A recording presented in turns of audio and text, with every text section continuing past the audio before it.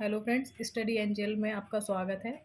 तो आपने dissertation synopsis वगैरह सुने तो होंगे, बट इनके फॉर्मेट सब लोगों को नहीं पता होता है। जैसे कि thesis, synopsis, dissertation, research proposal, research paper, ये एक दूसरे से कहीं ना कहीं मैच होते हैं और इनका फॉर्मेट एक दूसरे से थोड़ा बहुत ही मतलब डिफरेंस होता है। इसके मटेरियल में टॉपिक लगभग सेम होते हैं, इसमें जो अंदर जो टॉपिक्स होते हैं वो सेम होते हैं। जैसे इंट्रोडक्शन देना ही देना होता है और टॉपिक सब में सेलेक्ट करना ही करना होता है। तो मैं यहाँ पे बताऊंगी हम सिनॉप्सिस कैसे बना सकते हैं। मैंने एग्जांपल के लिए अपनी तरफ से एक टॉपिक लिया है, जैसे the relationship between teacher job stress, work burnout and health. यानी कि टीचर की जॉब का जो स्ट्रेस होता है वो, और जो वो वर्क करता है हार्ड वर्क वो, एंड उसके साथ उसकी हेल्थ का कैसे मतलब कनेक्शन होता है आपस में। तो हम सबसे पहले इसमें लेते हैं, टॉपिक सेलेक्ट करने के बाद हम उसका इंट्रोडक्शन करते हैं।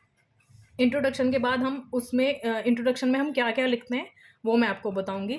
जैसे कि इस टॉपिक के अकॉर्डिंग अगर हम करेंगे तो इंट्रोडक्शन जो हम लिखेंगे उसका स्कोप ऑफ द वर्क लिखेंगे। उसका क्या स्कोप है वर्क मतलब इसका relationship between teacher job stress, work burnout and health का क्या स्कोप है। रिव्यू ऑफ रिलेटेड लिटरेचर, ये इंट्रोडक्शन के अंदर हमें कवर करना है। ठीक है। Study done abroad, studies done in India. ठीक है। मेजर फाइंडिंग्स इसकी क्या क्या होंगी, मतलब जैसे कि रिसर्चर्स जो होते हैं हम उनके बारे में थोड़ा थोड़ा लिख देंगे जो जो उन्होंने रिसर्च की हैं, बट उनकी नेम रेफरेंस के साथ में कि हमने उस पेज से ये रेफरेंस उनका लिया है, हमने उनका डाटा इतना लिया है, वो हमें इसमें हाईलाइट करना पड़ता है उनके डाटा के साथ नीचे।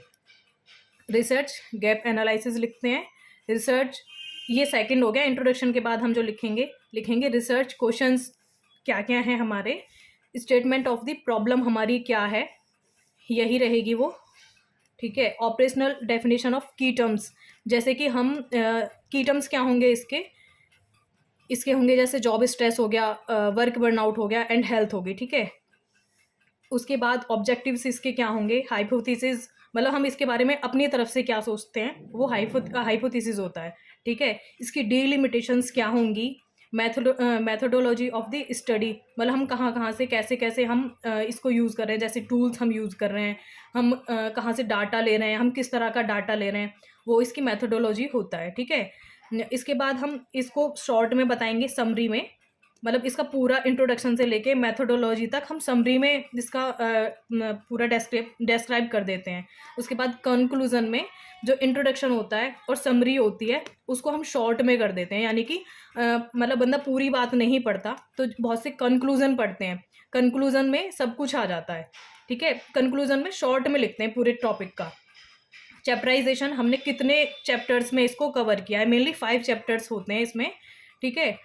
और इसके बाद हम लिखते हैं रेफरेंसेस मतलब हमने कहाँ कहाँ से इस सिनॉप्सिस के लिए डाटा कलेक्ट किया है। अगर हमने नेट से लिया है तो नेट करना पड़ेगा, अगर हमने किसी रिसर्च पेपर या किसी का हमने कुछ देखा है तो उसका हमें डिटेल देनी पड़ेगी उसके नाम के साथ, ईयर के साथ, और किस बुक से लिया है, किस पेज से लिया है, हमें वो रेफरेंसेस में सारा लिखना होता है। ठीक है। रेफरेंस लिखने का भी एक तरीका होता है, अगर वो आपको पूछना हो या समझना हो तो वो मुझे कमेंट कर सकते हैं, वो मैं आपको बता दूंगी रेफरेंस हम कैसे लिखते हैं। ठीक है। अगर ये वीडियो अच्छी लगे तो आप लाइक सब्सक्राइब करते रहिएगा। धन्यवाद।